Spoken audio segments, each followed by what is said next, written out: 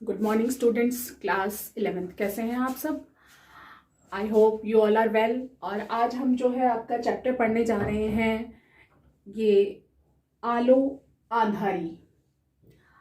आलो आंधारी, इसकी लेखिका है बेबी हालदार। और सबसे पहले जो पाठ है आलो आंधारी, इसका हम आलो आंधारी शब्द का अर्थ समझ लेते हैं। आलो आंधारी, आंधारी मतलब अंधेरे, आलो मतलब उजाला, अंधेरे का उजाला।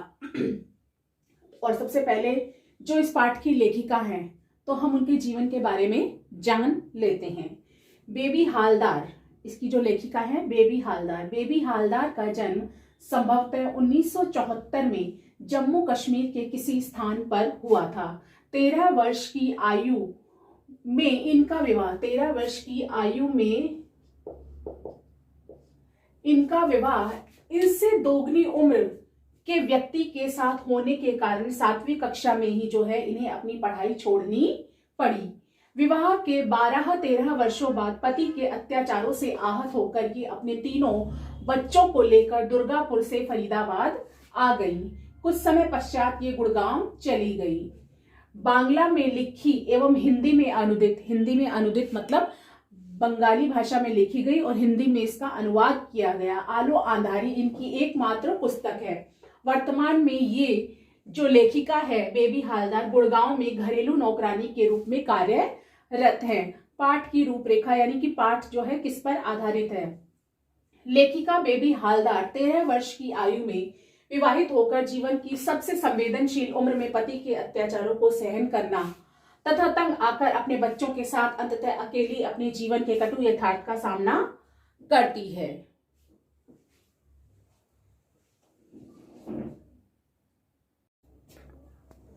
पाठ का सार जो है हम निम्नलिखित बिंदुओं पर आधारित देखेंगे। पहला है लेखिका की पारिवारिक चिंतन। दूसरा है आस पड़ोस के लोगों द्वारा तरह तरह की बातें बनाना। तीसरा है लेखिका को काम मिलना। चौथा है लेखिका द्वारा घर बदलना। पांचवा लेखिका के प्रति कोठी के मालिक तातुश की आत्मीयता। तातुश द्वारा लेखिका को लेखन के लिए प्रोत्साहित करना। सातवां है लेखिका का बेघर होना। आठवां है तातुश द्वारा लेखिका को आश्रय देना। फिर है तातुश व उनके मित्रों द्वारा लेखिका को निरंतर लिखते रहने की सलाह देना। लेखिका को अपनी मां के निधन की सूचना मिलना। 11वां है लेखिका के लेखन की लोकप्रियता बढ़ना। 12वां है आलो आंधारी का अस्तित्व में आना। तो सबसे पहला बिंदु जो है लेखिका की पारिवारिक चिंताएं। लेखिका जब अपने पति से अलग रहती थी तो 3 छोटे बच्चों के साथ वो एक किराए के छोटे से कमरे में रहती थी, जहां पर वह अपने 3 बच्चों के साथ रहती थी। और हमेशा उसे यही बात सताती रहती थी कि कैसे तो वो घर का किराया देगी, कैसे खाने का इंतजाम करेगी और कैसे वो अपने बच्चे पालेगी। तो हमेशा जो उसे यही चिंता सताती रहती थी और आए दिन वह काम की खोज में एक दूसरे घर में जाती रहती थी और यहाँ वहां घूमती रहती थी। उसे महीना खत्म होने पर उसे चिंता होती थी कि वह किराया कैसे देगी और अगर किराया नहीं दे पाएगी तो उसे दूसरा घर मिलेगा या नहीं मिलेगा। और वापस आने पर शाम को उससे पास पड़ोस की औरतें जो है पूछा करती थी कि काम मिला या नहीं मिला, और वो काम बताती कि काम नहीं मिला, तो इस पर उसके लिए वो सांत्वना उसे देती थी कि हाँ ठीक है, कोई बात नहीं, तुम्हें काम मिल जाएगा। दूसरा है आस पड़ोस के लोगों द्वारा तरह तरह की बातें बनाना। लेखिका जब अपने 3 बच्चों के साथ अकेले रहती थी तो आस पड़ोस के लोग जो है उसके बारे में तरह तरह की बातें करते थे कि तुम यहाँ पर कितने दिनों से रह रही हो और तुम्हारा पति कहाँ है, वो क्या काम करता है, कहाँ रहता है, यहाँ आता है या नहीं आता है। इस तरह की जो है तरह तरह की बातें पास पड़ोस वाले किया करते थे। और फिर भी वो इन सबको दूर करते हुए, मतलब इन सबको छोड़ करके उसकी इच्छा किसी के पास खड़े होने की नहीं करती थी, कभी किसी से बात करने की नहीं करती थी, तो वो क्या करती थी, काम ढूंढने निकल पड़ती थी। फिर है लेखिका को काम मिलना। एक बार क्या है, लेखिका की पहचान का एक लड़का जो सुनील 30-32 साल का युवक था, वह उसे रास्ते में मिलता है और लेखिका जब उसे बातचीत में बताती है कि उसे काम की तलाश है तो वो उसे एक कोठी में ले जाता है। वहां पर उसे 700-800 रुपए महीने पर काम मिल जाता है, जहां पर वो सफाई का काम करती है और खाना बनाने का काम भी करती है। और जिस कोठी में वो उसे लेकर जाता है वहां पर पहले से एक महिला काम कर रही होती है और उस महिला को हटा करके बेबी हालदार जो लेखिका है उसे काम पर रख लिया जाता है। फिर है लेखिका द्वारा घर बदलना। लेखिका जिस घर में रहती है उस घर का किराया अधिक होने के कारण वहां के लोगों की बातों से भी वो जो है तंग आ चुकी होती है, तरह तरह की बातों से। इसलिए वह अपने लिए नया घर ढूंढती है और उसे नया घर मिल भी जाता है, पर उसका किराया जो था 500 रुपए था। परंतु घर जो था शौचालय घर से दूर था। शौचालय दूर होने के कारण उसे कई तरह की जो है परेशानियों का सामना करना पड़ता था और दूसरों को संतुष्ट देख वह स्वयं भी उनकी भांति ढलने का प्रयास करती। पर नए घर में उसे पास पड़ोस की जो बातें हैं औरतों से, वो तरह तरह की बातें जो हैं उससे सुनने को मिलती थी। लेकिन वो वहां पर जो है रहना उसके लिए बहुत मुश्किल हो रहा था, बहुत कठिनाई से जो है वो वहां पर रह रही थी। फिर है लेखिका के प्रति कोठी के मालिक तातुश की आत्मीयता। लेखिका के कोठी के मालिक जो थे एक सज्जन व्यक्ति थे और लेखिका की घर की सभी कामों में निपुणता देखकर उसके घर के जो सभी सदस्य हैं वे आश्चर्यचकित होते थे। और उसके परिश्रमी लेखिका के परिश्रमी स्वभाव को देखकर कोठी के मालिक से जो है उसे विशेष आत्मीयता हो गई थी। एक दिन वह लेखिका से उसके व्यक्तिगत जीवन के बारे में पूछते हैं, उसकी दिनचर्या जानकर उससे कहते हैं कि तुम्हारे बाप भाई माँ बंधु मित्र जैसा हूं मैं, तुम स्वयं को कभी अकेला व बेसहारा मत समझना। तुम निश्चिंत होकर मुझे अपनी सारी बातें कर सकती हो और तुम मुझे तातुश कहा करो। मेरे बच्चे भी मुझे तातुश कहते हैं। तुम मेरी बेटी जैसे हो। यानी एक पिता के लिए संबोधन जो होता है तातुश वो है। और लेखिका को जो कोठी के मालिक है वो उसे अपनी बेटी की तरह ही मानते थे और उसे मालिक जो है लेखिका को बेबी कहते थे। तब से कोठी के मालिक को वह तातुश कहने लगी थी। कोठी के मालिक के साथ घर में सभी सदस्यों द्वारा उसके साथ आदर व सम्मान के साथ व्यवहार किया जाता था। अब है तातुश द्वारा लेखिका को लेखन के लिए प्रोत्साहित करना, यानी कि उसे लिखने के लिए प्रोत्साहित करना। जो है एक दिन लेखिका अपने कमरे में सफाई कर रही थी, डस्टिंग कर रही थी उस कमरे में जिसमें ढेर सारी किताबें अलमारी में रखी थी। उन किताबों में से एक किताब बांग्ला भाषा की थी जिसे निकालकर वह उलट पुलट कर देखने लगती है और तभी जो है तातुश वहां आ जाते हैं और वह पूछने पर बताती है कि वह 6ठी 7वीं तक पढ़ी है। तातुश लेखिका के पढ़ने संबंधी शौक को जानकर उसे तस्लीमा नसरीन की किताब, एक कॉपी और पेन देते हैं। फिर उसे पढ़ना लिखना आरंभ करने के लिए प्रोत्साहित करते हैं। लेकिन काम की अधिकता के कारण यह सब जो है मुश्किल था, परंतु फिर भी तातुश उसे प्रोत्साहित करते हैं और उनके प्रोत्साहन के अनुसार उनको दी गई कॉपी किताब और पेन घर लाकर अपने जीवन की घटनाओं और यादों को प्रतिदिन थोड़ा थोड़ा लिखना आरंभ कर देती है और धीरे धीरे जो है उसकी आदत में बदल जाता है। लेखिका जो है काम से समय नहीं निकाल पाती, लेकिन तातुश जो है उसे प्रोत्साहित करते हैं लिखने के लिए और घर आकर जो है वो अपनी दिन भर की जो बातें हैं यादें हैं वो उन्हें लिखती है और इस तरह से जो है वो सब जो है उसकी आदत में शुमार हो जाता है। अब है लेखिका का बेघर होना, यानी जब लेखिका बेघर हो जाती है। लेखिका का अकेले अपने 3 बच्चों के साथ रहना समाज के लोगों को जो है अखरता था। वहां के लोग उसे जो है अभद्र व्यवहार किया करते थे। लेखिका निडरता एवं संयम बनाते हुए उन सबके दुर्व्यवहार को सहकर आगे निकल जाती। लेकिन जहां वह रहती थी उस दिन मकान मालिक का बेटा आकर उसके घर बैठ जाता और वहां से जाने का नाम नहीं लेता। लेखिका उसके आंतरिक तुच्छ विचारों को भली भांति जानती है, इसलिए वह मनी मन उस घर को भी जल्दी से जल्दी खाली करने का निर्णय लेती है।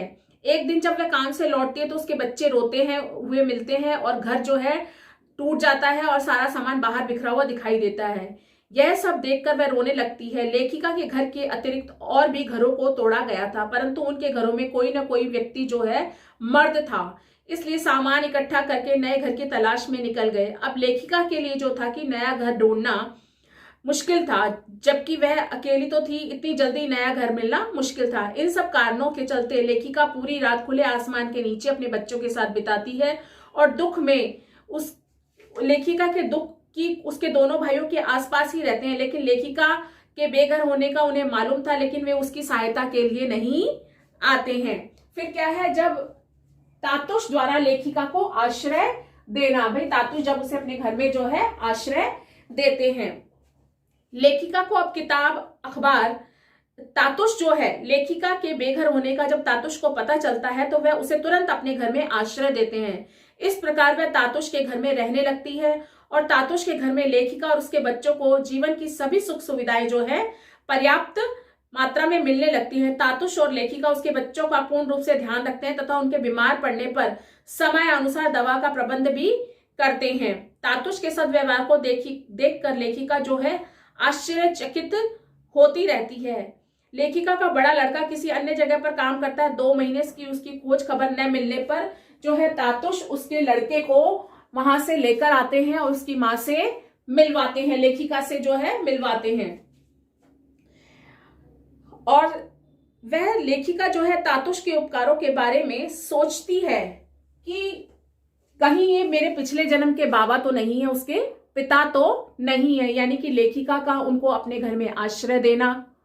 भाई जब वे लेखिका को घर में आश्रय देते हैं तो उसके बच्चों को सारी सुविधाएं देते हैं और उनके खाने पीने का इंतजाम, उनके स्कूल की पढ़ाई और जब वे बीमार होते हैं तो दवा का प्रबंध करना। ऐसे ही उनका बड़ा लड़का जो है, लेखिका का बड़ा लड़का कहीं पर नौकरी करता है, वो उससे मिलवाने के लिए उसे लेकर आते हैं क्योंकि वो 2 महीनों से 3 महीनों से अपने बेटे से नहीं मिली होती है। अब है तातुश व उनके मित्रों द्वारा लेखिका को निरंतर लिखते रहने की सलाह देना।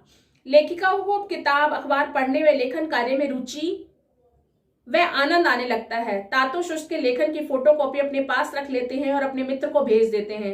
इस तरह जो क्या होता है, तातुश के साथ साथ उनके मित्रगण भी लेखिका के लेखन से प्रभावित होते हैं और उसका उत्साह बढ़ाते रहते हैं। यानी कि जब भी वह लिखती है, अब क्या है, उसकी रुचि और ज्यादा बढ़ने लग गई लेखिका की। जैसे जैसे वो लिखती है तो जो तातुश है वो उसकी फोटोकॉपी जो है अपने पास रख लेते हैं और अपने मित्र को भेज देते हैं। इससे उनके मित्रों को भी उनकी जो लेखन में है वो उन्हें मतलब रस आने लगता है, इंटरेस्ट आने लगता है। तातुश के मित्र को जेठू, पिता का बड़ा भाई ताऊ का शर्मिला दी कहकर संबोधित करती है। जेठू लेखिका को आशापूर्णा देवी कहती है और उनका प्रसिद्ध मतलब आशापूर्णा देवी का जो है प्रसिद्ध नाम लेखिका का उदाहरण देकर उनका हौसला बढ़ाते रहते हैं हमेशा। अब है लेखिका को अपनी मां के निधन की सूचना मिलना। एक दिन लेखिका के पिता उससे मिलने आते हैं। लेखिका द्वारा पिता से मां के बारे में पूछने पर पता चलता है कि उसकी मां का निधन हो चुका है। वह रोने लगती है क्योंकि उसके भाई भाभी ने मां की खराब तबीयत की उसके निधन के बारे में जानते हुए भी उसे कुछ नहीं बताया और अंतिम समय में वह अपनी मां से भी नहीं मिल पाती है। लेखिका के बाबा उसे पढ़ने लिखने, उसके जीवन में सुख को देखकर निश्चिंत हो जाते हैं और आते जाते उसे अपना और अपने बच्चों का ध्यान रखने की सलाह देते हैं। लेखिका के पिता पहले उसकी कोई खोज खबर नहीं लेते थे, परंतु अब वह उसका हालचाल जानने के लिए फोन करने लगते हैं। यानी कि जब से वह तातुश के घर में आई है तो उसके पिता ने उसके हालचाल पूछना शुरू कर दिया, उनके यहाँ आना जाना शुरू कर दिया। अब है लेखिका के लेखन की लोकप्रियता बढ़ना।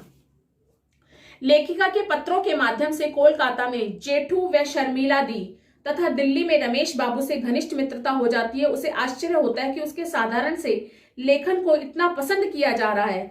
शर्मिला दी उसे व्यक्तिगत संबंध रखती हैं और लेखिका से उसकी पसंद नापसंद के बारे में पूछती हैं। लेखिका सोचती है कि यदि तातुश उसे न मिले होते तो ये जीवन उसे कहाँ मिलता, उसके लेखन को इतनी लोकप्रियता कहाँ से मिल पाती। इसलिए वह मन ही मन जो है तातुश का धन्यवाद भी करती कि अगर तातुश उसके जीवन में नहीं आते, उसे नहीं मिले होते तो वह इतना लेखन कार्य कैसे कर पाती और जीवन में इतनी लोकप्रियता कैसे हासिल कर पाती, ऐसा जीवन वो कैसे जी पाती। अब है आलो आंधारी का अस्तित्व में आना। जो लेखिका बेबी हालदार ने जो किताब लिखी, जो पाठ का आलो आंधारी, वह अस्तित्व में कैसे आई, यानी कि लोगों के सामने वह कैसे आई। लेखिका का जो जीवन है तातुश के घर में आकर बिल्कुल बदल जाता है तथा उसे जीवन में नई दिशा मिल गई थी। अब उसका बड़ा लड़का उसके पास ही है और दूसरे घर में जो है काम पर लग चुका था। दोनों छोटे बच्चे स्कूल जाने लगते थे तथा लेखिका स्वयं भी लेखिका बन गई थी। पहले उसे लगता था कि वह अकेले संसार में स्वयं के अस्तित्व को कैसे बना पाएगी, परंतु तातुश व उनके मित्रों के प्रोत्साहन से वे अपने जीवन की जटिलता का सामना करने में सक्षम हो जाती है। अंततः वह दिन भी आ जाता है जब उसके लेखन कला को एक पत्रिका में स्थान प्राप्त होता है। लेखिका में उसकी रचना को आलो आंधारी बेबी हालदार शीर्षक से छापा जाता है। अपने लेखन को पत्रिका में छपा देखकर अत्यंत प्रसन्न होती है और तातुश के प्रति उसके मन में कृतज्ञता से भर जाता है, जिसके फलस्वरूप वह तातुश के पैर छूकर उनसे आशीर्वाद लेती है। यानी कि अब लेखिका जब आई थी तो शुरू में उसे लगता था कि पता नहीं वो क्या करेगी, कैसे होगा, लेकिन जैसे ही उसकी जो कहानी का जब अखबार में प्रकाशित होती है तो वह खुश हो जाती है और मन ही मन जो है कृतज्ञता प्रकट करते हुए तातुश को धन्यवाद करती है और उनके पैर छूकर जो है उनसे आशीर्वाद लेती है। लेखिका जो है इस कहानी के माध्यम से बेबी हालदार ने समाज में फैली उस विकृति को सामने लाने का साहस किया है जिसके अंतर्गत समाज में अकेले रहकर अपने बच्चों का पालन पोषण करने वाली स्त्री को अच्छी नजरों से नहीं देखा जाता है। उसे अनेक प्रकार की बुरी बातें सुननी पड़ती हैं। लोग ऐसी स्त्री की मदद करना तो दूर, उसके मार्ग में कई प्रकार की समस्याएं उत्पन्न करने से भी नहीं हिचकिचाते। बेबी हालदार ने भी पति के बिना रहने वाली अकेली स्त्री के दर्द को भोगा है, जीवन में अनेक प्रकार के अभावों तथा कष्टों का सामना किया है। उन्होंने व्यक्तिगत समस्याओं के साथ साथ सामाजिक समस्याओं का भी सामना किया है। धन्यवाद।